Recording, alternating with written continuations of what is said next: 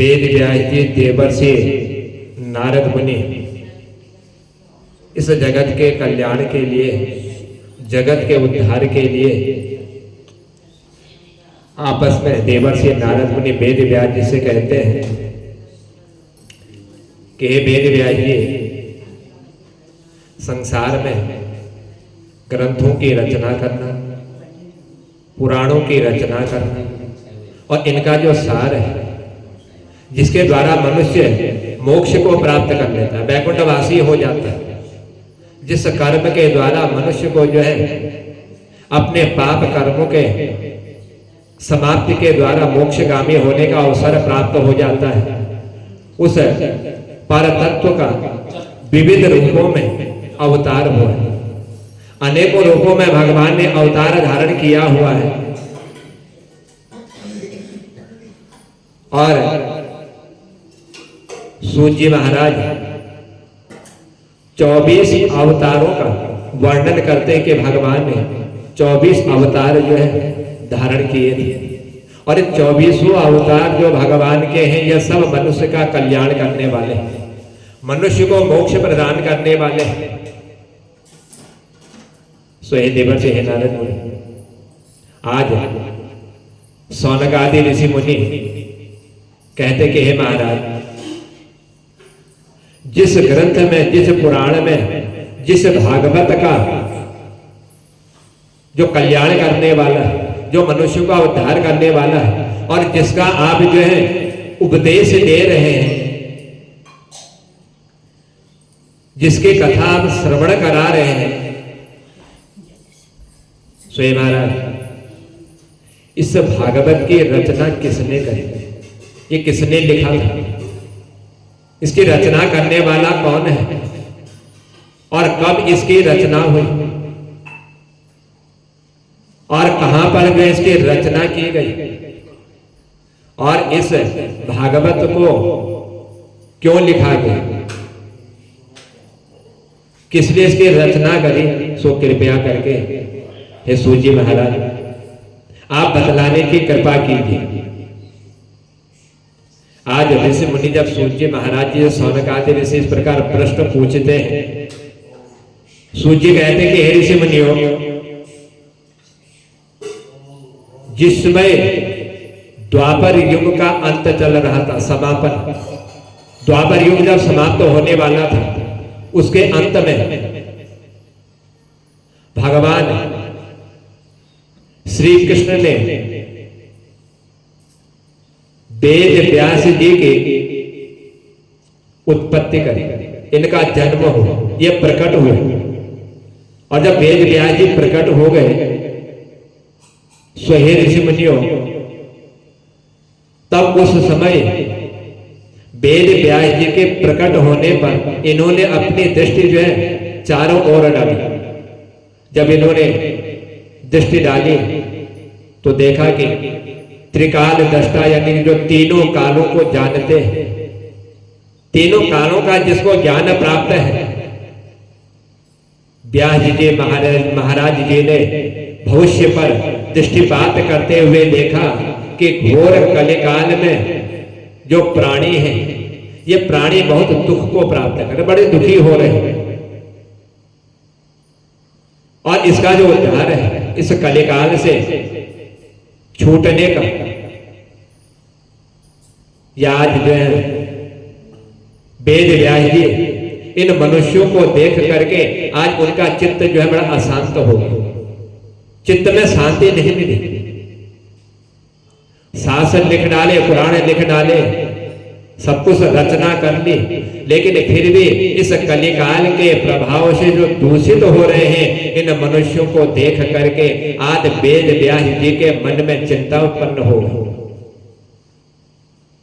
अपने भाग्य को कोसने लगे कि मैंने पुराणों की रचना करी, शास्त्रों की रचना करी, लेकिन इतना सब कुछ होने पर भी कलिकाल के प्रभाव से ये प्राणी जो है दूषित कैसे हो रहे, कैसे इनको दुख प्राप्त हो रहा है। आज देवर्षि नारद मुनि और वेद व्यास जी विचार कर रहे हैं, सोच रहे हैं कि जीवों का कैसे कल्याण होगा, जो मनुष्य योनि में जिन्होंने जन्म ले लिया है, इन मनुष्यों का अब कल्याण कैसे होगा? इस कलिकाल में लोगों की बुद्धि भी मंद हो चुकी है और उनका जो भाग्य है वह भाग्य भी उनका जो है मंद हो चुका है। भाग्य भी उनका साथ नहीं देता ऐसे कलिकाल में। यदि किसी बुद्धिहीन जिसकी बुद्धि समाप्त हो चुकी हो, ऐसे कोई व्यक्ति हो, पर यदि भाग्यशाली हो, जिसका भाग्य उदय हुआ हो, तो वही जो है उसी के द्वारा इस संसार में कार्य चल सकता है। जो बुद्धिहीन हो चुका है, जिसकी बुद्धि समाप्त हो चुकी है, उसका जो है उद्धार करने का साधन भाग्यहीन व्यक्ति को और बुद्धिहीन को, इन दोनों का जो बल है वह उसके द्वारा अपना निर्वाह करता है। जैसे मंद बुद्धि वाले और तीव्र बुद्धि वाले, ये अपने अपने बुद्धि के अनुसार जो है कार्य करने वाले हैं। लेकिन आज जो है इनकी बुद्धि और इनका भाग्य, ये दोनों ही जो है आज मंद पड़ चुके हैं, समाप्त हो चुके हैं। ये दोनों आज जो है काम नहीं कर रहे हैं, तो ऐसे जीव का कैसे कल्याण होगा? इनका उद्धार कैसे होगा? जो वो सोच नहीं पाते, जिनकी कोई स्मृति नहीं होती, कोई चिंतन नहीं कर पाते, इनका दुख जो है कैसे दूर किया जाए? इनका कल्याण आज कैसे हो? यह वेद व्यास जी अपने मन में मनुष्यों के कल्याण के लिए चिंतन कर रहे, सोच रहे।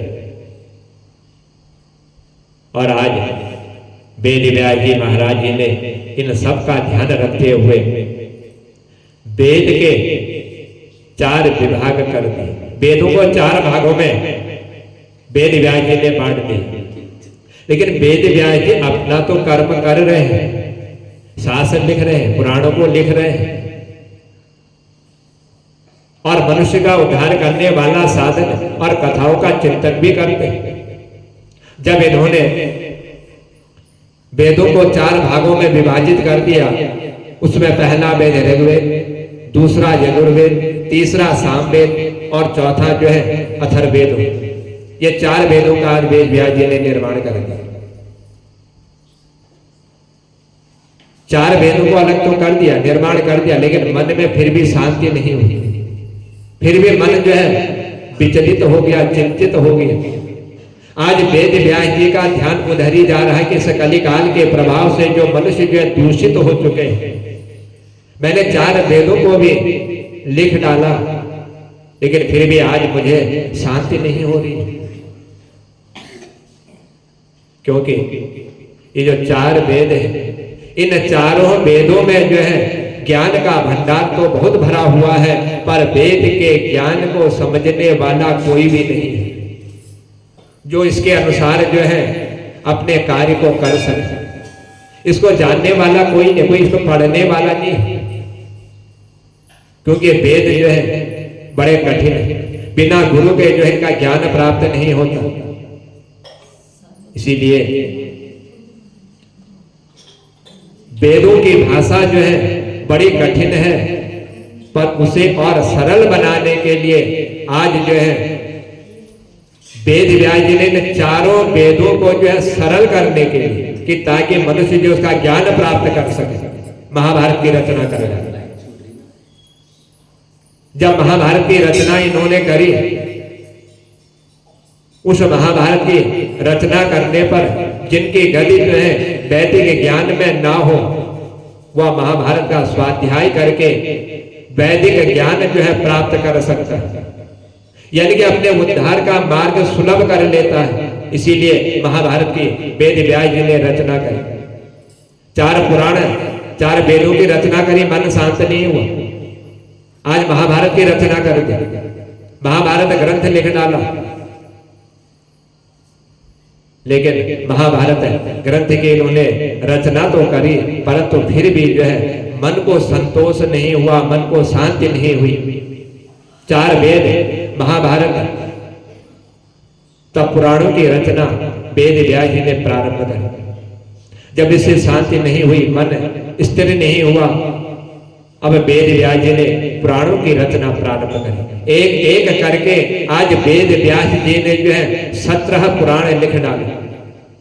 जब वेद व्यास जी ने 17 पुराणों की रचना करी तब व्यास जी महाराज का मन जो है 17 पुराणों को लिखने पर भी संतुष्ट नहीं हुई, फिर भी मन को शांति नहीं हुई।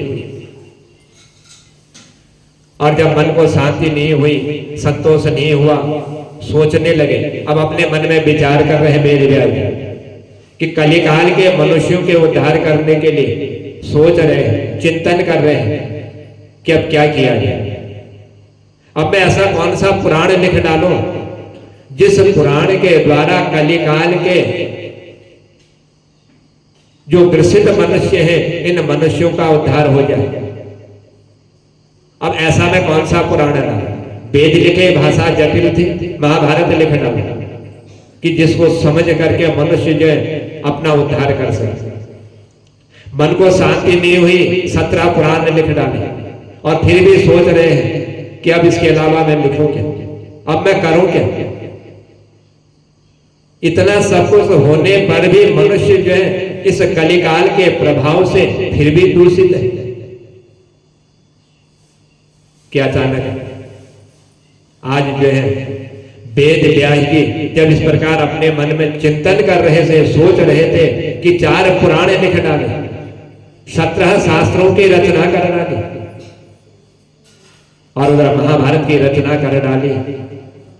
अचानक जब सोचने लगे, इनके आज वेद व्यास जी के कानों में एक मधुर ध्वनि जो है सुनाई देने लगी।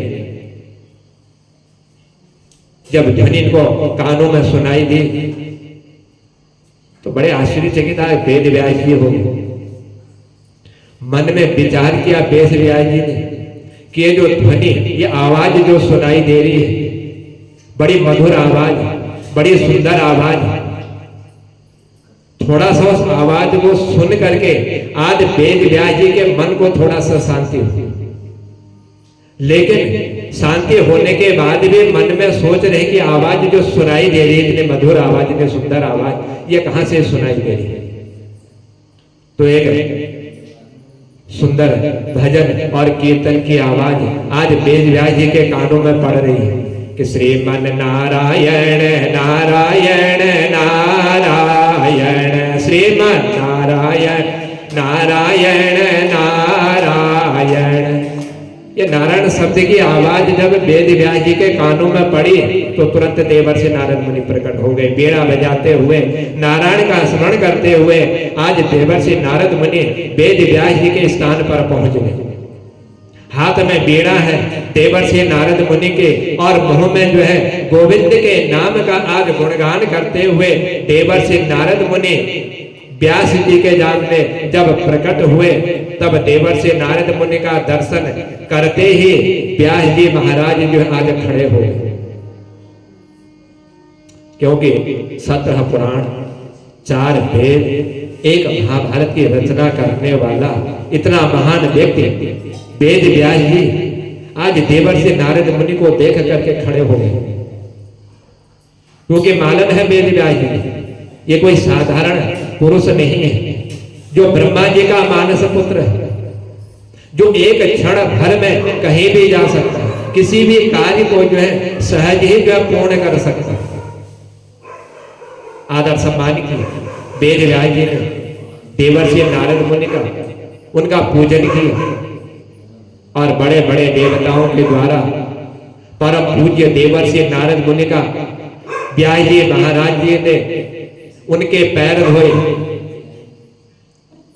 और पैर धो करके उनको अर्घ्य दिया, आचमन्य देवर्षि नारद मुनि को करवाया और अनेक प्रकार से आज वेद व्यास जी ने अपने स्थान पर आए हुए देवर्षि नारद मुनि का जो है पूजन प्रारंभ किया।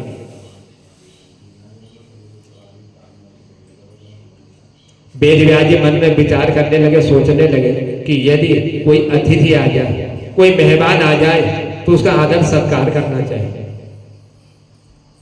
यह वेद व्यास जी अपने मन में सोच रहे हैं। जब वेद व्यास जी ने देवर्षि नारद मुनि का अतिथि पूजन करने के पश्चात आदर पूर्वक जब देवर्षि नारद मुनि को आसन पर बैठाया आसन पर बैठते ही आज देवर्षि नारद मुनि जो है मुस्कुराने लगे और मुस्कुरा करके देवर्षि नारद मुनि वेद व्यास जी से कहने लगे, हे पराशर नंदन, हे वेद व्यास जी, आप जो है ऋषियों की संतति में जो इतने विद्वान हुए, ऋषियों की परंपरा में जो आपने आज इतने ग्रंथ वेद और महाभारत की जो आपने रचना कर डाली, यह सब जो है, हे व्यास जी, आप जो है, मैं आज आपको जो इन ग्रंथों की रचना करने पर व्यास जी नहीं बल्कि पाराशर व्यास जी के नाम से आपको संबोधित कर रहा हूं। जब ये नाम देवर्षि नारद मुनि व्यास जी को संबोधित कर रहे थे पाराशर व्यास जी के नाम से, सो हे पार ब्रह्म परमात्मा देवर्षि नारद मुनि ने कहा कि हे पाराशर, हे वेद व्यास जी, आपका मुख थोड़ा सा आज मलिन क्यों दिख रहा है?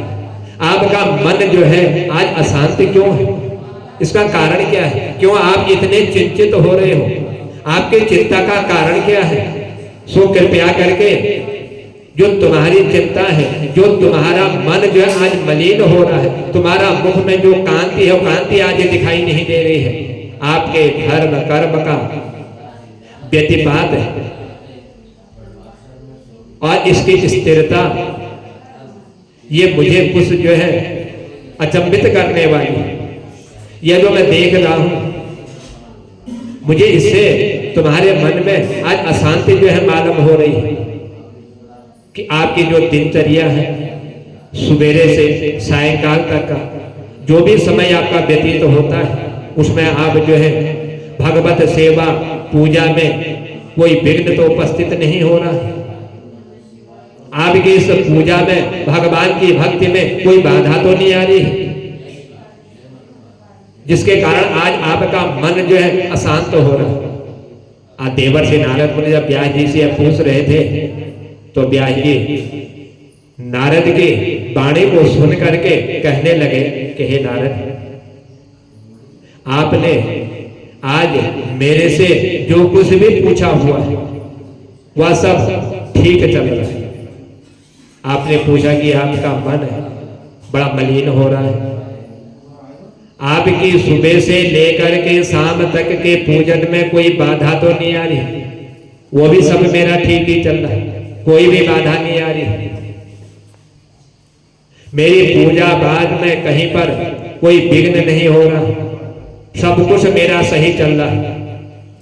मैंने जीव के कल्याण के लिए बड़े बड़े ग्रंथों की रचना कर डाली, सोचा विचार किया कि इन ग्रंथों से मनुष्य का कल्याण होगा, इन मनुष्यों ग्रंथों से मनुष्यों का उद्धार होगा, वह वैकुंठवासी हो जाएंगे।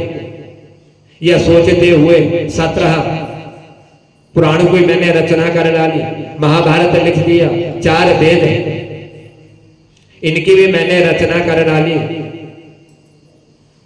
फिर भी न जाने क्यों आज मेरे चित्त को चैन नहीं पड़ रहा है, मेरा मन आज अशांत है। इतना सब कुछ होने पर भी मुझे बड़ी बेचैनी हो रही है। इसी कारण जो मेरा ये मुखमंडल है, इसकी मलिनता जो है समाप्त हो गई, क्योंकि मैं बार बार उसी का चिंतन कर रहा हूं, बार बार मेरे मन में वही आ रहा है। पुराणे लिखे, ग्रंथ लिखे, शास्त्र लिखे, सब कुछ होने के बाद भी आज मेरा मन अशांत है, अभी भी मेरा मन जो है संतुष्ट नहीं हो पा रहा। अभी तो मेरे हृदय में एक आग्रह जो होना चाहिए कि मैं समाज के लिए कुछ कर्म करूं।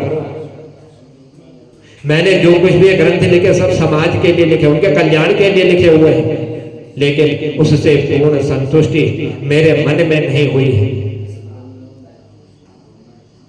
और जो मेरे मन में संतुष्टि नहीं हुई है, इसका कारण भी मुझे मालूम नहीं है, क्यों आज मेरा मन अशांत हो रहा, मेरा मन शांत क्यों नहीं हो रहा, ये कारण मैं जो है स्वयं भी नहीं जानता। मुझे मालूम नहीं है कि सब कुछ मैंने लिखा 4 भागों में, वेदों को भी विभाजित कर दिया, सोचा इन वेदों की भाषा जो है बड़ी कठिन है, जिसको हर कोई व्यक्ति पढ़ नहीं पाएगा। तो उसी के निमित्त मैंने जो है उन मनुष्यों के कल्याण करने के लिए महाभारत की रचना कर डाली, लेकिन मैं जानता नहीं, मुझे मालूम नहीं है। आज वेद व्यास जी जब नारद मुनि के सामने इस तरह की वार्तालाप कर रहे थे, नारद जी ने कहा, स्वयं पाराशर वेद व्यास जी, कि मैं आपके इस स्थान पर मैं प्रकट हुआ और आपने मेरा उस तरह से आदर सत्कार किया जिस तरह से किसी के घर में आया हुआ कोई मेहमान उसकी वह आदर सत्कार करता है, वही आदर सत्कार आज आपने मेरा भी किया और मुझे आसन पर विराजमान किया। लेकिन यदि आप चाहो तो मैं आपको बतलाऊं, मैं आपको यह ज्ञान दे दूं कि आपका मुखमंडल इतना अशांत क्यों हो रहा, आपका चित्त जो है शांत क्यों नहीं हो रहा, तो हम आपको बतलाएं। तब सूर्य कहने लगे कि हे नारद, यदि आप मेरे इस मन को, इस हृदय को यदि शांत करना का कोई उपाय यदि आप जानते हो, ये ग्रंथ मैंने क्यों लिखे, शास्त्र क्यों लिखे, तो आप बतलाइए। आज वेद व्यास जी को देवर्षि नारद मुनि उनके मन को शांत करने के लिए कहते हैं कि आप कभी भी जो है श्रीमद् भागवत की मूल पाठ प्रति में आपने कभी ध्यान नहीं दिया। वेद लिखे, महाभारत लिखा, 17 शास्त्र आपने लिखे, लेकिन कभी आपने अपने मन में यह नहीं सोचा कि भागवत कहीं भी मैं रचना कर डालूं, उसकी ओर आपका ध्यान ही नहीं गया, आपने उसके बारे में कभी सोचा ही नहीं। यही सोचते रहे, 17 पुराण लिख डाले, मन शांत नहीं हुआ, मनुष्यों का कल्याण कैसे होगा। लेकिन जो कल्याण करने वाला जो परम ग्रंथ है उसकी ओर आपका तो मन ही नहीं गया, आपका ध्यान ही नहीं गया। स्वयं वेद व्यास जी, इसीलिए आपका मुखमंडल आप जो है बड़ा मलिन हो रहा है। इसी प्रकरण में पहले केवल लिखा हुआ है सबसे पहले कि नारद उवाचा, नारद ही बोले हुए हैं, ये लिखा हुआ है, ये कहा हुआ है। लेकिन आज जो है उसमें लिखा हुआ भी है कि नारद उवाचा, नारद जी ने बोला हुआ है, नारद जी ने बतलाया हुआ है। क्योंकि जिसके आगे श्री का उच्चारण किया जाता है, श्री का उच्चारण करने वाला बड़ा ज्ञानी, बड़ा विद्वान और मनुष्य का कल्याण करने वाला, सुलभ मार्ग को बतलाने वाला होता है। इसीलिए देवर्षि नारद मुनि के आगे जो है श्री नारद उवाच इस शब्द का उच्चारण किया, क्योंकि देवर्षि नारद मुनि हर मनुष्य का कल्याण करने वाले, चाहे देवता हो चाहे राक्षस हो, कोई भी हो, सबका कल्याण करने वाले, सबको सद्बुद्धि प्रदान करने वाले देवर्षि नारद मुनि। स्वयं वेद व्यास जी, ये जो ग्रंथ है, ये जो शास्त्र है, इसमें नारद उवाच और इससे पहले श्री नारद उवाच, इन शब्दों का जो उच्चारण किया हुआ है, यही शब्द जो है मनुष्य का कल्याण करने वाले हैं, मनुष्य का उद्धार करने वाले हैं। तब देवर्षि नारद मुनि ने जब बोलते हुए वेद व्यास जी को आज दिखाई पड़े, परंतु प्रेरणा देने वाले को और जो ज्ञान देता है, जो मनुष्य का उद्धार करने का जो मार्ग बतलाता है, वही जो है परमात्मा है, वही पर ब्रह्म है, जो मनुष्य का उद्धार करने वाला है, जिसने मनुष्य के पापों को समाप्त कर दिया, अच्छा मार्ग जिसने बतला दिया। आज व्यास जी का मार्गदर्शन कराने के लिए देवर्षि नारद मुनि के भीतर जो है पर ब्रह्म परमात्मा विराजमान होकर के बोल रहे हैं। क्योंकि वेद व्यास जी जो पुराणों की रचना करने वाले बड़े विद्वान हैं, और वह देवर्षि नारद मुनि ब्रह्मा जी के मानस पुत्र, आज भगवान विराजमान होकर के देवर्षि नारद मुनि व्यास जी से कहते हैं। इसीलिए स्पष्ट उसमें लिख दिया गया श्री नारद उवाच। श्री नारद जी के आगे शब्द लगा दिया, यानी कि उनके हृदय में, उनके मन में भगवान विराजमान है।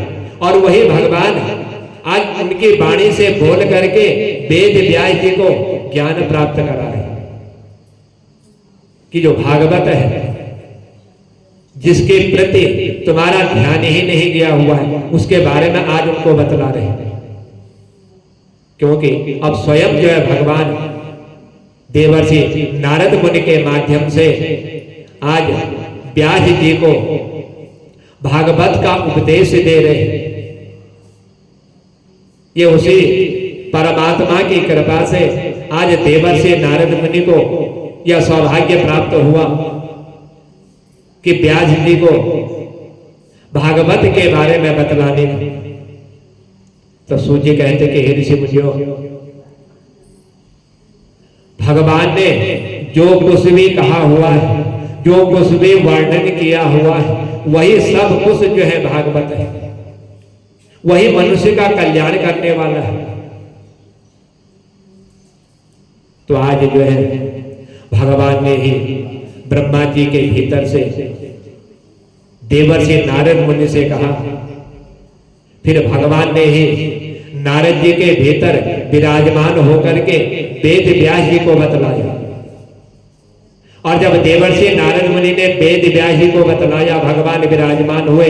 उसी तरह से आज वेद व्यास जी के हृदय में भगवान विराजमान हुए। भगवान बैठ करके वेद व्यास जी ने सुखदेव जी को बतलाया। बोलने वाले वेद व्यास जी, अंदर विराजमान भगवान, उन्हीं की कृपा से आज वेद व्यास जी सुखदेव जी को बतला रहे हैं, जो देवर्षि नारद मुनि ने बतलाया। और वही आज जो है सुखदेव जी व्यास जी के मुंह से श्रवण कर रहे हैं। और फिर जो है सुखदेव जी के हृदय में भगवान विराजमान हुए। और सुखदेव जी के हृदय में जब भगवान विराजमान हुए, तब इन्होंने जो है परीक्षित को बतलाया। ये सब भगवान की कृपा से ये सब कुछ जो है चलता रहा। सो हे देवर्षि, इसीलिए बोलता हुआ कोई भी जो है दिखाई पड़े, पर वक्ता के भीतर से बुलाने वाले तो परमात्मा ही होते हैं। वही पर ब्रह्म परमात्मा ही उस मार्ग की ओर मनुष्य को ले जाने वाले होते हैं। वही सब कुछ करवाने वाला होता है। इसीलिए बोलने वाला भगवत स्वरूप ही होता है। इसीलिए अब देवर्षि नारद मुनि के अंदर से जो है भगवान विराजमान होकर के बोल रहे हैं। और देवर्षि नारद मुनि उन सबको बतला रहे हैं, वेद व्यास जी को ज्ञान दे रहे हैं। करने वाले भगवान और कराने वाले देवर्षि नारद मुनि। तब देवर्षि नारद मुनि ने कहा वेद व्यास जी से, हे व्यास जी, तुमने जब तुम प्रकट हुए, चारों ओर तुमने दृष्टि डाली, देखा कि कलयुग से हर प्राणी जो है ग्रसित हो रहा है, बड़ा दुखी हो रहा है।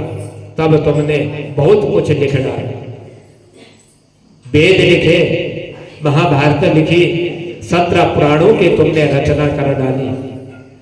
और अपनी लेखनी में बहुत चमत्कार तुमने दिखाए हुए हैं। कहीं कहीं पर तो आपने ऐसे ऐसे व्यमिश्रित वाक्य बोल दिए कि लोगों की बुद्धि समझने में जो है भ्रमित हो जाती है। ऐसे शब्दों का भी आपने उच्चारण किया, ऐसे शब्दों को भी आपने लिख डाला, जिसको पढ़ने वाला व्यक्ति भी जो है बड़ा आश्चर्यचकित हो जाता, उसको मालूम ही नहीं पड़ता किसमें लिखा हुआ क्या है। नारद जी ने कहा कि हे व्यास जी, क्या आप जानते हैं, आपको मालूम है कि जो हंस होता है वह हंस जो है मोती को ही चुनता है, उसी को चुनते। और कौवे के साथ जो है हंस ये कभी घूमते ही नहीं। हंस अकेला रहता है और कौवा अकेला रहता है, ये कभी एक साथ नहीं घूमते। उसी प्रकार तुमने जो है बहुत से चित्र विचित्र भाषा का अपने इन ग्रंथों में वर्णन तो कर दिया, पर गोविंद के गुणावाद तुमने नहीं किया। गोविंद के नाम का कहीं पर एक शब्द तुमने नहीं लिखा। वेद लिखे, महाभारत लिखी, शास्त्र लिखी, लेकिन उस पर ब्रह्म परमात्मा का कहीं पर तुमने एक भी शब्द नहीं लिखा। गोविंद का गुणानुवाद तुमने नहीं गाया हुआ है, उसका नाम तुमने नहीं लिया हुआ है। सो हे वेद व्यास जी, क्योंकि जब तक गोविंद का गुणानुवाद नहीं होता है तब तक उस शास्त्र का जो फल होता है वह भी निष्फल होता है। उसको भी बिना गोविंद के नाम से वह शोभा नहीं देता। जब तक गोविंद का नाम नहीं होगा तब तक वह शोभा नहीं देगा। उस ज्ञान का कोई शोभा नहीं जो गोविंद से दूर रहता हो, जिसमें गोविंद का नाम नहीं है। और उस प्राणी का भी कोई अभिप्राय नहीं है जो गोविंद के नाम का कीर्तन नहीं करता हो। वह शरीर भी जो है किसी काम का नहीं जिसने गोविंद का नाम नहीं लिया, और जिसमें गोविंद का गुणगान नहीं किया वह शास्त्र भी जो है निष्फल हो जाता है। ये आपने कहीं पर गोविंद का संकीर्तन नहीं किया हुआ। इसलिए हे वेद व्यास जी महाराज, जब तक भगवान की कीर्ति और उनकी कौमुदी, उनके शरीर का चिंतन और भगवान की जो कीर्ति है, इसका जब तक तुम विस्तार नहीं करोगे, गायन नहीं करोगे, तब तक ना तो आपको चैन मिलेगा और ना ही तुम्हारे उन कृतियों में भक्तों को इतना आनंद मिलेगा। क्योंकि तुमने इनका गुणानुवाद नहीं किया हुआ है, इनका कीर्तन नहीं किया हुआ है। इसी कारण जो भी इन ग्रंथों को पढ़ेगा, जो भी इन ग्रंथों का चिंतन करेगा, उसको इन ग्रंथों को पढ़ने से आनंद नहीं आएगा। जब तक भगवान के नाम का उसमें कीर्तन नहीं होगा, भगवान के नाम का स्मरण नहीं होगा, तब तक तुम्हारी शास्त्र किसी काम के नहीं। इसलिए तुम्हारा मन जो है चिंतित हो रहा है। सब कुछ कर रहे हैं, मनुष्यों का कल्याण करने का मार्ग सुलभ कर रहे हो, लेकिन अपना ही मन जब स्थिर नहीं है तो इनको पढ़ने वाले का मन कैसे स्थिर हो। तब ये महाराज कहने लगे कि आप मुझे देखो, मैं पूर्व जन्म में क्या था।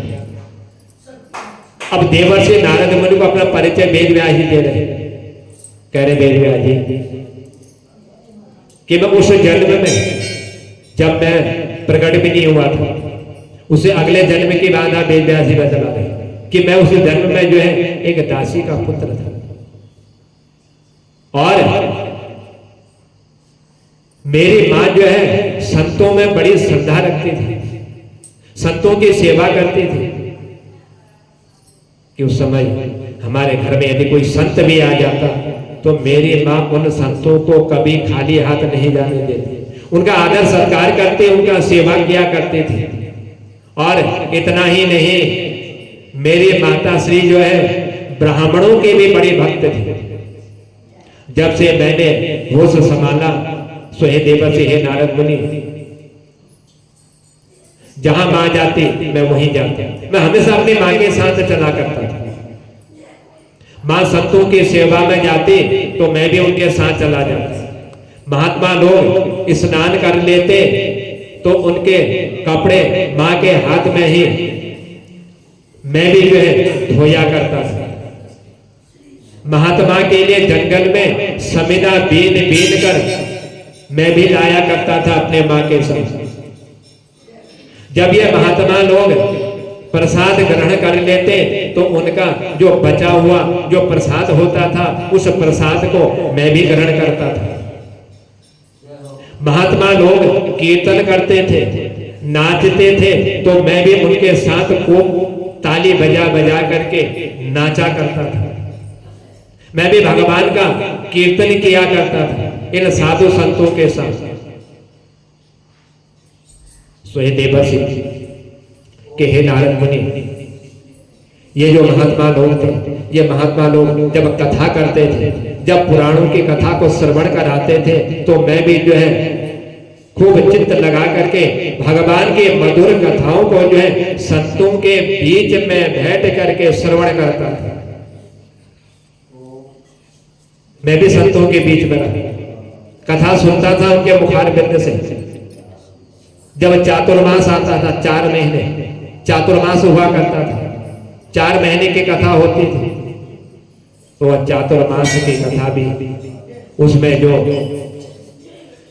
परमात्मा के भजन हुआ करते थे, मैं उन संतों का संग पा करके मेरा चित्त जो है खूब रम जाता था। ऐसा मन करता था कि एक क्षण भर के लिए भी वहां से दूर ना जाऊं। लेकिन मैं तो अपनी माँ के साथ चलता था, जहां माँ जाती थी वहीं मैं भी जाता था। मेरी माँ भी जो है भगवान की परम प्रिय थी, ये हर किसी की सेवा किया करती थी, इसलिए मैं भी जो है खूब रम जाता, भगवान का भजन कीर्तन करता। संतों की संगत से मेरा मन भी जो है परमात्मा के प्रेम में रम गया था। इसलिए कहते हैं जैसी जिसकी संगति होती है वैसा ही प्रभाव मनुष्य पर पड़ता है। मां के साथ गया, संगत अच्छी मिल गई तो व्यास जी के नाम से मुझे प्रकट होना पड़ा, वेद व्यास के नाम से विख्यात हो। यह मेरे पूर्व जन्मों का ही कर्म है, जो मैंने अपने उस जन्म में इन मार्गों को चुना, इन मार्गों का अनुसरण किया। सो हे देवर्षि, और चातुर्मास पूरा होते ही महात्मा लोग जब उस स्थान से चले जाते थे, 4 महीने के बाद कथा भजन कीर्तन करने के बाद, तो मैं भी उनके संग में चल पड़ता था। जिधर ये संत जाते उधर मैं भी चला जाता था। एक बार जब चातुर्मास समाप्त हुआ, मैं संतों के साथ चला, पीछे पीछे जा रहा था, तो एक संत ने मुझे रोक दिया, मुझे टोकने लगे। कहा कि तुम अभी जो है बालक हो और तुम कहां जा रहे हो, तुम हमारे साथ नहीं जा सकते, तुम्हारी आयु अभी बड़ी छोटी है। ऐसा कहते हुए इन संतों ने मुझे जो है जब टोका, मैंने कहा महाराज अब चाहे आप मुझे टोके या मुझे रोके, लेकिन मैं अब आपके ही साथ रहूंगा, अब मैं आपका साथ छोड़ने वाला नहीं हूं। जो है वेद व्यास जी ने उन संतों से ऐसी बात कही, तो संत कहने लगे कि पुत्र, तू अपनी मां का इकलौता बेटा है, तेरी मां की कोई संतान नहीं है, एक ही तू ही अपनी मां का पुत्र है, तेरा कोई भाई नहीं है। इसीलिए तेरी मां ने कितनी सेवा करी, संतों की सेवा करी, ब्राह्मणों की सेवा करी, और हर कार्य तेरी मां ने किया। बहुत बड़ी सेवा करी है तेरी मां ने, लेकिन तो अपनी मां का एक ही पुत्र है, और यदि हमारे साथ चला गया तो अब तुझे हम अपने साथ ले जाएंगे, तो तेरी जो मां है, या तेरी मां जो हम लोगों की सेवा कर रही है, जिनने 4 महीने चातुर्मास तक इस स्थान पर रह करके हमारी सेवा करी, आज तेरे को अपने साथ ले जाने पर वही तेरी मां हम सबको जो है गाली देगी कि मेरा एक ही पुत्र था और संत लोग अपने साथ लेकर के चले गए। इस प्रकार हमको वह गाली देंगे। इसलिए हे पुत्र, या तो तुम अपनी मां से आज्ञा लेकर के हमारे पास आओ, और यदि तुम्हारी मां ने आज्ञा दे दी कि पुत्र ठीक है जाओ संतों के साथ अपना जीवन सफल बना लो, ये आज्ञा यदि तुम्हारी मां ने दे दी तो तुम हमारे साथ चलो, और जब तक तुम्हारी मां की आज्ञा नहीं होती तब तक हम तुम्हें अपने साथ नहीं ले जा सकते। यदि उसने आज्ञा दे दी तो हम तुम्हें अपने साथ रख लें, क्योंकि तेरी मां ने हमारी सेवा की हुई, और सेवा करने के बाद यदि हम तुझे बिना मां की आज्ञा से अपने साथ ले गए, हमें गाली दे दी, तो सेवा सब समाप्त हो जाएगी, उसका फल नहीं मिलेगा। आज्ञा से ही हम तुझे अपने साथ ले जाए, हमें कोई आपत्ति नहीं होगी। और यदि तेरी मां की आज्ञा नहीं है, तेरी मां आज्ञा नहीं देती है जाने के लिए, तो माता जी पर जब तक तुम्हारी मां जीवित है तब तक तुम अपनी माँ की सेवा करो, क्योंकि तुम अपनी माँ के इकलौते पुत्र हो। कोई भाई तुम्हारा नहीं है कि तुम हमारे साथ चले जाओ और तुम्हारा भाई तुम्हारी माँ की सेवा करेगा। ऐसी कोई संतान नहीं है तुम्हारी माँ की। लेकिन जब तक जीवित है उसकी सेवा करो, और जो ही तुम्हारी माता श्री जब स्वर्ग सिधार जाएंगे, जब उनके प्राण चले जाएंगे, तब हमारे पास आना। जब तक जीवित है तब तक उनकी सेवा करो, वो चले जाए तब हमारे पास आ जाए। जब तक माँ की तुम सेवा करते रहो, हम तुम्हें एक गुरु मंत्र दे देते हैं।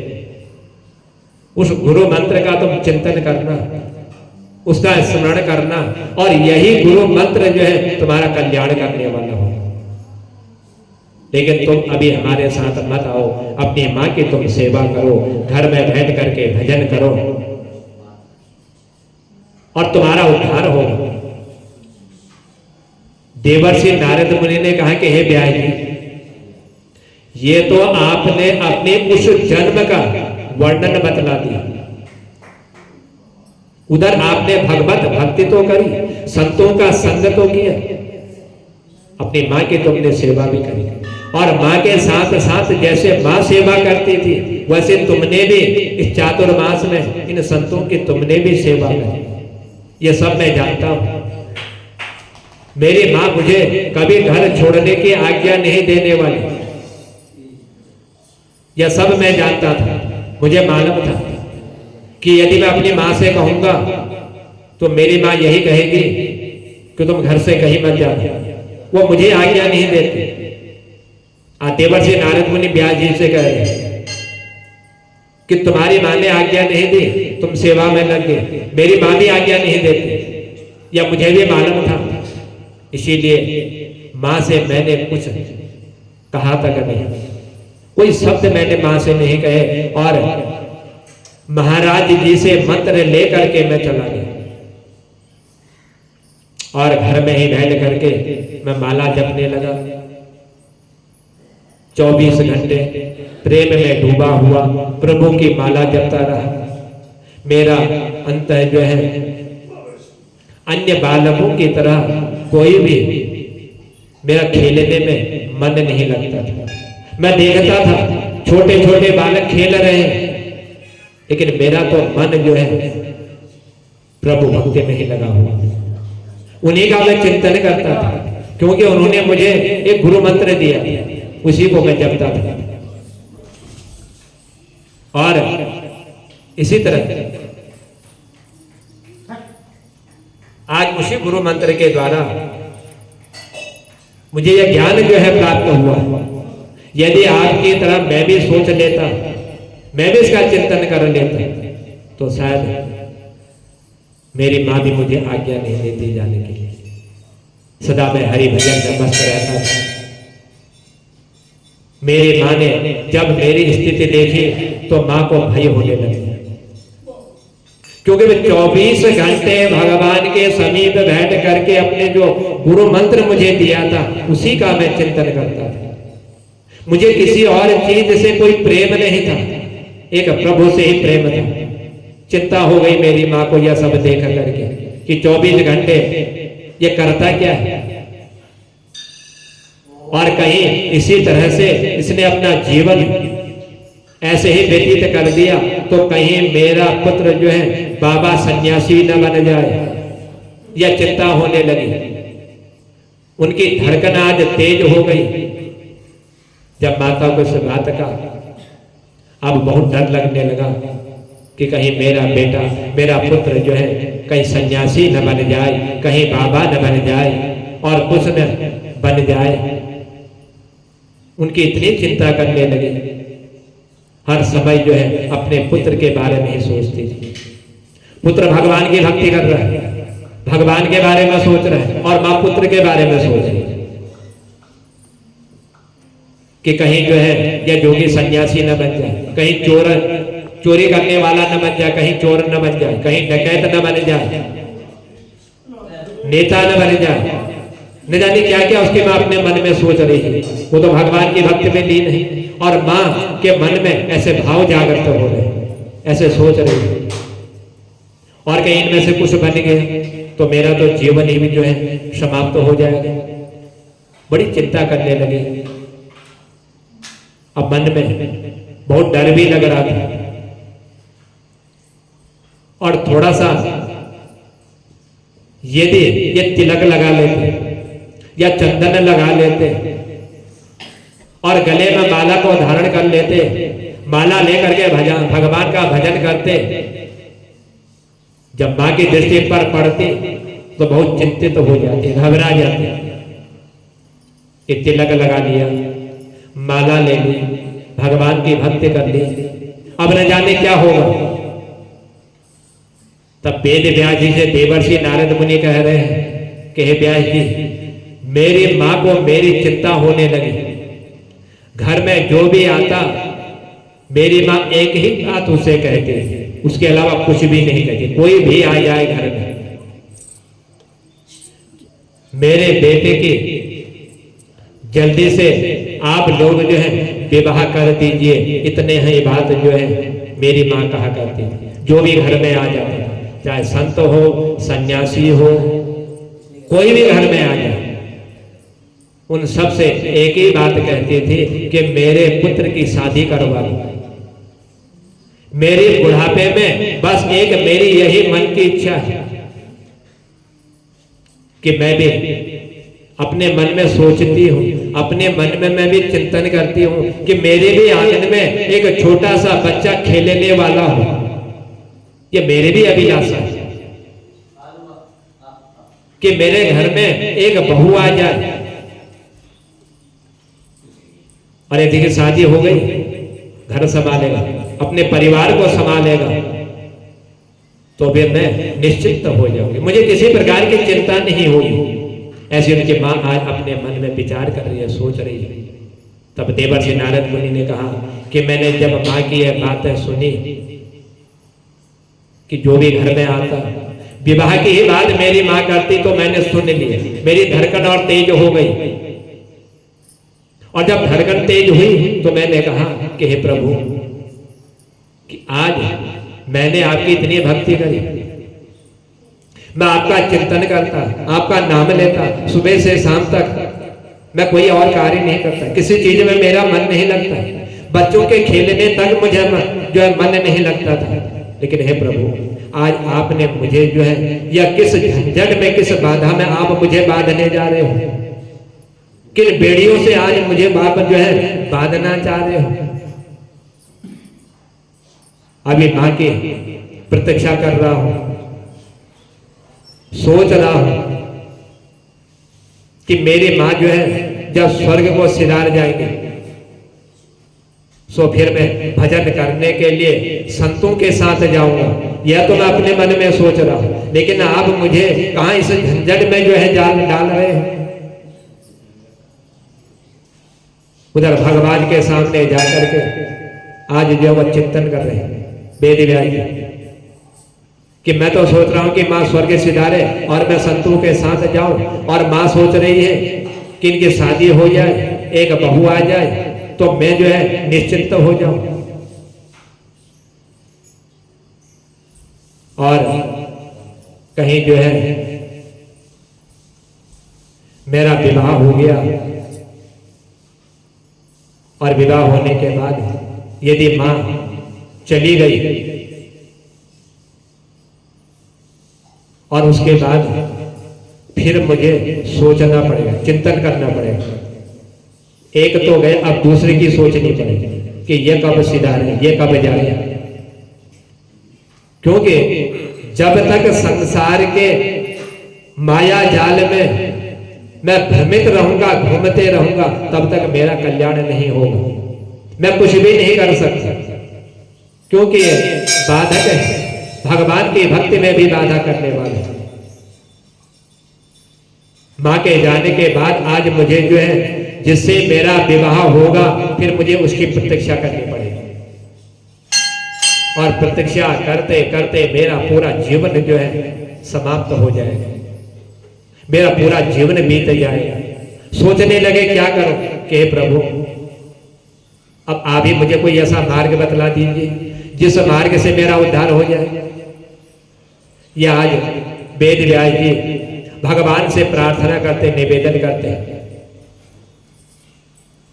भगवान ठाकुर जी की ऐसी कृपा करो। एक दिन सायंकाल का समय था और सायंकाल के समय में जब शाम के समय मेरी माँ जो है गाय को दुहाने के लिए जा रही थी, उन्हें दिखाई नहीं पड़ा, अंधेरा हो रहा था। अंधेरे में गाय को दुहाने जा रही थी, माँ को दिखाई नहीं दिया जा रहा था। और मार्ग में जब जा रही थी, एक सर्प के ऊपर मेरी माँ ने जो है पैर रख दिया और सर्प ने तुरंत ही मेरी माँ को काट दिया। और जब सर्प ने मेरी माँ को काटा तो मैया पर वहीं पर जो है मृत्यु को प्राप्त हो गई। उस सांप के काटने से मेरी माँ की जो है मृत्यु हो गई। और तुरंत ही एक ने मुझे खबर दी, सूचना दी कि तुम्हारी माँ की जो है मृत्यु हो चुकी है, तुम्हारी माँ जो है मर चुकी है। उसने किसी सांप ने, किसी नाग ने जो है काट लिया। जो ये खबर मैंने सुनी, मैं बड़ा आनंदित हो गया, मुझे बड़ा आनंद प्राप्त हो गया, बड़ा गदगद हो गया। मन में तो मैं बहुत खुश हुआ, मन मेरा बड़ा शांत हुआ कि आज मेरी माता जी जो है स्वर्ग पधार गए। अंदर से बड़ा खुश था, लेकिन इस संसार के लोगों को देखते हुए मैंने अपना मुंह लटका लिया। कहीं ये ना कहें कि माँ तो मर गई और बेटा बड़ा खुश हो रहा है। यह सब संसार को दिखाने के लिए मैंने थोड़ा सा अपने मन को, अपने मुंह को मैंने लटका करके ऐसा बना दिया कि मेरे से बड़ा दुख संसार में किसी को नहीं है, क्योंकि आज मेरी माँ जो है चली गई है। मैं आंसू भी बहाने लगा सब दिखाने के लिए, क्योंकि यदि ऊपर से खुश होता तो मुझे संसार के लोग जो है गाली देंगे कि माँ तो मर गई और बेटा बड़ा खुश हो रहा है। यही मुझे सुनने को मिला। तो भगवान का परम अनुग्रह मान करके मैंने जैसे कैसे अपने को संभाला और संभाल करके मैंने फिर जो है माँ का अंतिम संस्कार किया। जो कर्म मृत व्यक्ति के निमित्त किए जाते हैं वह सब मैंने कर्म किए। और उसके बाद मैं जो है सीधे उत्तर दिशा की ओर चल पड़ा। उत्तर दिशा की ओर जो ही मैं चला, जिस रास्ते महात्मा लोग गए हुए थे, जब मेरी माँ जिंदी थी मैं उनकी सेवा कर रहा था माँ के साथ साथ। और जिस मार्ग से ये चातुर्मास में ये ऋषि लोग गए हुए थे, उसी मार्ग से मैं भी उत्तर दिशा के उसी की तरह मैं भी चल दिया। अब महात्मा कहाँ होंगे, कब गए थे, कितना समय व्यतीत हो गया महात्मा लोगों को जाते जाते, मैं कहा उनको ढूंढूं और कहां वो होंगे। आज वेद व्यास जी उन ऋषियों को ढूंढते ढूंढते जो है ये थक गए, लेकिन कहीं उनको ये ऋषि नहीं मिले जिनकी इनने सेवा करी थी अपने माँ के साथ रह करके चातुर्मास में। आज वो ऋषि का कोई अता पता नहीं कि वह कहाँ है। ढूंढते ढूंढते आप वेद व्यास जी इनको जो है थक चुके। जब एक दिन वेद व्यास जी इनको ढूंढते ढूंढते मार्ग में जब खूब थक गए, तो उसी मार्ग में आज वेद व्यास जी को एक सरोवर दिखाई दिया, एक तालाब दिखाई दिया। अपनी थकान को मिटाने के लिए इन्होंने स्नान किया और स्नान करके जल पिया। जो थकान के कारण प्यास लगी थी, अपनी उस प्यास को इन्होंने शांत किया। पानी पी करके प्यास बुझा करके जब मेरा परिश्रम दूर हो गया तो एक वृक्ष के नीचे जाकर के उसकी छाया में मैं जो है विराजमान हो गया। उस वृक्ष की छाया में मैं बैठ गया कि थोड़ा आराम कर लो, शरीर थका हुआ है। महात्माओं को ढूंढते ढूंढते थक गया हूं तो विश्राम कर रहा था। जब उस वृक्ष के नीचे बैठ करके मैंने आसन जमा करके आंखें बंद करके जो मंत्र उन्होंने मुझे दिया हुआ था, उसी मंत्र को मैं जपने लगा। और उस मंत्र को जप करके जब भगवान का चिंतन कर रहा था तो थोड़ी देर ध्यान करो, भजन करो, फिर आगे की ओर प्रस्थान करो। ऐसा अपने मन में आज वेद व्यास जी सोच रहे हैं। परंतु वह ऐसा पावन दिव्य स्थान था कि मैंने जैसे ही माला लेकर के भजन करना प्रारंभ ही किया था कि धीरे धीरे देखता हूं कि उस वृक्ष के नीचे जहां पर मैं विराजमान था, माला जप रहा था, एक सांवली सूरत, सांवला रंग, बड़ा सुंदर उनका हृदय, यह सब कुछ मैंने माला को जपते जपते वहां पर देखा। और वह सांवली सूरत जो है मेरे हृदय में प्राकट्य हो गई, उत्पन्न हो गई मेरे हृदय में, एकमात्र गुरु मंत्र की माला को जपने से। और फिर जो है मैंने ध्यान में जो भगवान की झांकी, उनकी जो सुंदर शोभा का मैंने दर्शन किया, उनको देख करके आज मुझे इतना आनंद आ रहा था कि मैं उस आनंद की जो है गणना नहीं कर सकता। ऐसा सुंदर भगवान के रूप को देख करके आज मैं जो है बड़ा आनंदित हो रहा था।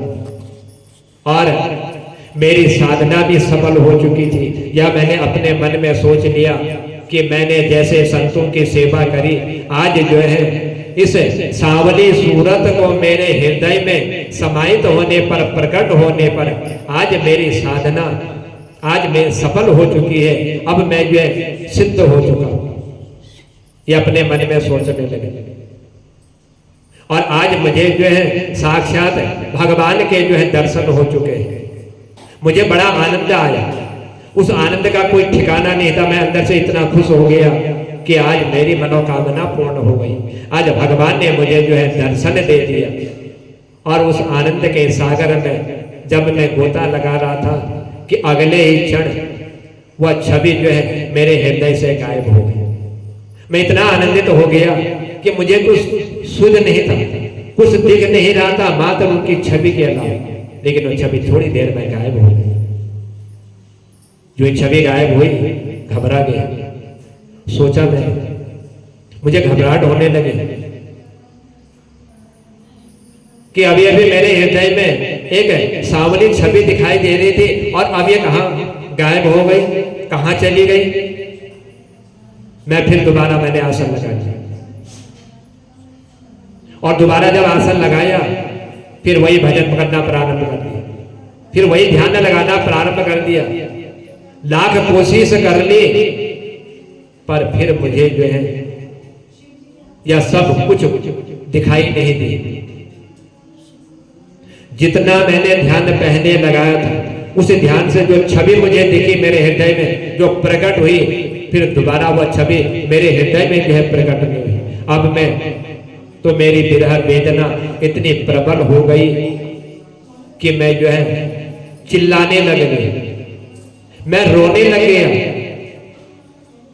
अपनी छाती पीटने लग गया कि भगवान ने सांवली सूरत में मुझे इतना सुंदर दर्शन दिया, आज फिर वो जो है न जाने कहां चले गए।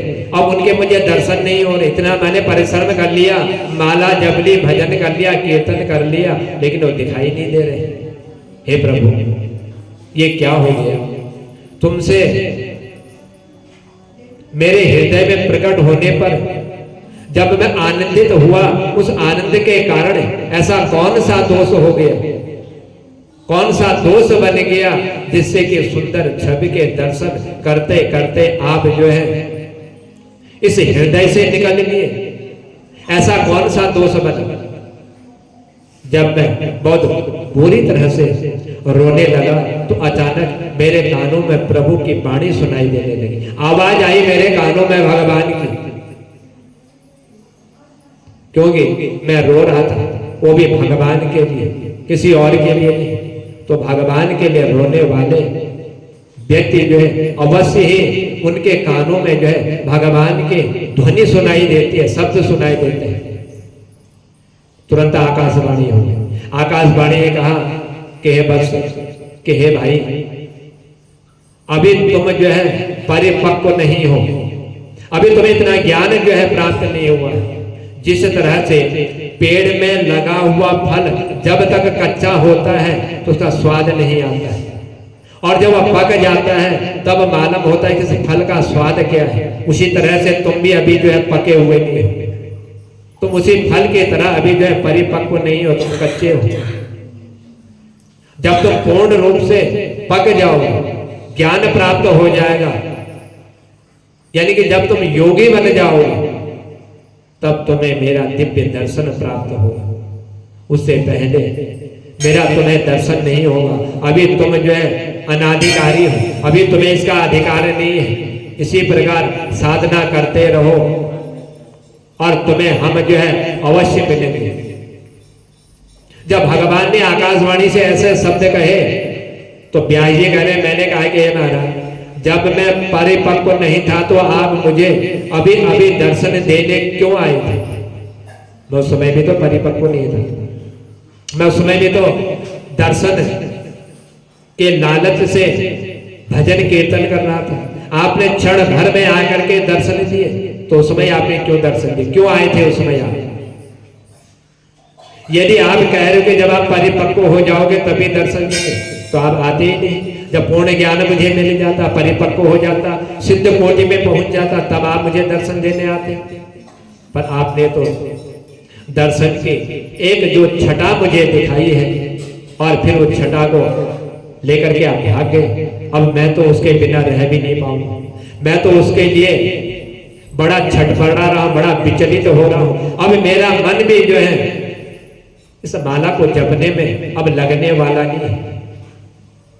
कि जिस तरह से तालाब में रहने वाली मछली बड़ा सुखमय जीवन व्यतीत करती है, और जो ही तालाब से जल से उसको बाहर निकाल दिया जाता है तो छटपटाने लग जाते हैं, सोचते हैं कि मेरा जीवन अब संकट में पड़ गया। उसी तरह से आपने दर्शन दिया, बड़ा आनंदित हुआ और चले गए, तो मैं भी उसी मछली की तरह जो है अब छटपटाने लग गया। वही मछली की स्थिति अब मेरी आपने कर दी है, मैं आपके बिना नहीं रह पाऊंगा। भगवान ने कहा कि हे पुत्र, या तो मैंने अपने रूप सुधा की चटनी तुमको चटाई थी कि मेरा रूप ऐसा है, सांवला रंग है, मेरा हृदय जो है बड़ा मलिन है, जो मेरा दर्शन करता है वह भवसागर पार होता है, यही दर्शन मैंने आपको दिया। मैंने तो अपना असली रूप आपको अभी दिखाया नहीं। यदि मैं पहले ही आपको अपना रूप दिखा देता तो आप जो है ये सब कुछ छोड़ देते, तो अभी बालक है, और उस रूप को देख करके तो विरक्त हो जाता, सन्यासी हो जाता। जब बहुत दिन हो जाएंगे फिर तुम्हें जो है मेरा दर्शन होगा, तब तक तुम अपना कर्म करते रहो, तो मेरी बुद्धि में भ्रम उत्पन्न हो सकता है। मैं भ्रमित हो सकता हूं कि कहीं महात्मा लोग बचपन में मुझे ऐसे ही पागल बना करके तो नहीं चले गए कि माला जपना, भजन करना, भगवान के दर्शन होंगे। कहीं महात्माओं ने मुझे जो है कुछ ये गलत मार्ग तो नहीं दे दिया, कुछ गलत तो नहीं कह दिया। न जाने कोई भगवान होते भी हैं या नहीं होते हैं, तो मेरी संता के प्रति संदेश जो है मन में बन रहा था।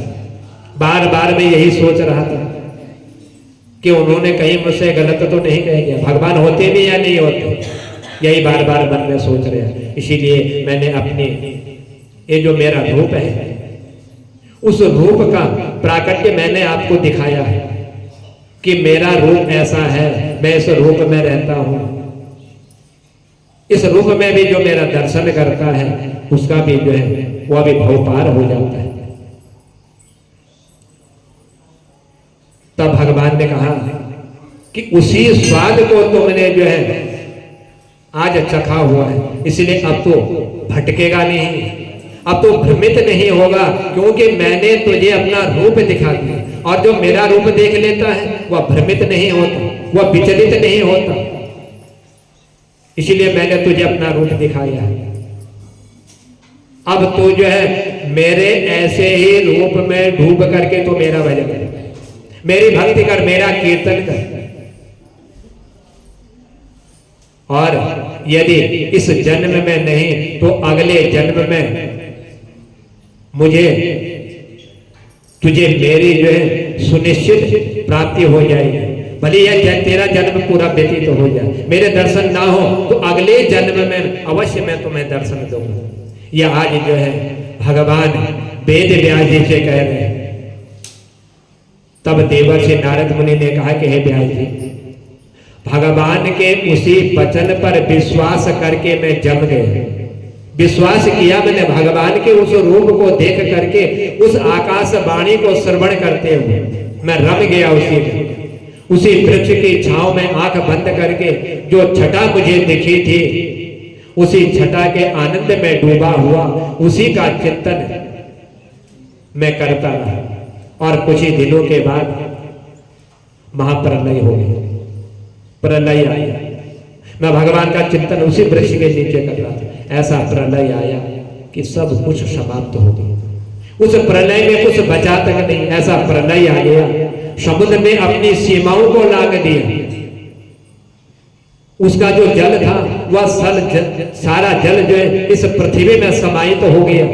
और देखते ही देखते ये सारा जो जितना संसार था ये सब जलमग्न हो गया। सब कुछ डूब चुका था, कुछ भी बचा हुआ नहीं था। इतना भयंकर प्रलय आ चुका था। और जब सारा संसार परमात्मा के उदर में विलीन हो गया, सब कुछ समाप्त हो गया। और जब कुछ परमात्मा ने पुनः इस संसार का सृजन किया तो उस दासी पुत्र नारद को अब भी जो है अब की बार इस सृष्टि में ब्रह्मा का पुत्र बन करके उन्होंने जो उत्पन्न किया हुआ, ब्रह्मा के मानस पुत्र बन के इनका जन्म हुआ। जब कुछ भी संसार में नहीं बचा था तो देवर्षि नारद मुनि का प्राकट्य हुए। व्यास जी ने कहा कि कहाँ दासी पुत्र नारद और कहाँ ब्रह्मपुत्र, कहा मैं तो दासी का पुत्र, मेरी मां संतों की सेवा करती, और कहा आप पर ब्रह्म जो संसार की रचना करने वाले हैं उनके पुत्र। ये उन संतों के सानिध्य में भगवत सत्संग के यही उनका चमत्कार है, यही भगवान की कृपा है। जो भगवान की कृपा से ऐसे चमत्कार मनुष्य को देखने को प्राप्त होते हैं। चातुर्मास के संतों के संग से आज मुझे भागवत रसिक बना दिया। भगवान के प्रति प्रेम करने वाला उन संतों ने मुझे बना दिया। और उन्हीं संतों के द्वारा आज मैं जो है श्री कृष्ण का मैं दीवाना बन गया। उनकी छवि मैंने अपने हृदय में देख ली। और ब्रह्मा जी का बेटा बन करके भी मैंने उसी तत्व को पाने का प्रयास किया। और उन्हीं का मैंने चिंतन किया, उन्हीं का ध्यान में करता रहा। संस्कारवश कर्म अच्छे थे, गलत कर्म नहीं किए थे। अच्छे कर्मों का एक फल जो है मुझे प्राप्त हुआ। उन अच्छे कर्मों के कारण ही मैंने भजन किया, सत्संग किया। और इस जन्म में ब्रह्म साक्षात्कार ना हो पावे, शरीर छूट जावे, और अगला जन्म जब होगा बाल्यावस्था में ही वह संस्कार तुम्हारे ऊपर जो है जागृत हो जाएंगे। छोटी अवस्था में जो काम पूर्व जन्म में अधूरा रह गया है, उस जन्म में जिस काम को आप नहीं कर पाए हो वह इस जन्म में फिर जो है कहीं से प्रारंभ हो जाएगा। और प्रारंभ हो करके वह जन्म तुम्हारा जो है सफल हो जाएगा। यानी भगवान के जो छवि है उसका जो दर्शन है वह दर्शन तुमको जो है प्राप्त हो जाएगा। देवर्षि नारद मुनि ने कहा कि इसी प्रकार जन्म जन्मांतर के संस्कार जब फलीभूत होंगे कि मैं भी जो है अपने प्रभु के गुणानुवाद का चिंतन करता हुआ, उनका गायन करता हुआ, भजन करता हुआ मैं भी जो है अनुरागी बन जाऊंगा। मेरा भी उनके प्रति जो है प्रेम हो जाएगा। और उसी के गुणों का गान करते हुए देवर्षि नारद मुनि जो है नाचने लगे बीड़ा को बजाते हुए। श्रीमन नारायण नारायण नारायण, श्रीमन नारायण नारायण नारायण, भजमन नारायण नारायण नारायण। ऐसे भजनों का चिंतन करते हुए देवर्षि नारद मुनि नाचने लगे। नारायण का स्मरण कर लिया देवर्षि नारद मुनि ने। नारायण प्रभु के सामने ऐसे ठुमक ठुमक कर नाच रहे थे। कोई संकोच मन में नहीं हो रहा था, मन में कोई सूझ नहीं थी कि मैं कैसे नाच रहा हूं, कैसे नहीं नाच रहा हूं, कुछ भी नहीं छोड़ी। भगवान का भजन करते रहे, कीर्तन करते रहे, खुश हो गए और नाचने लगे।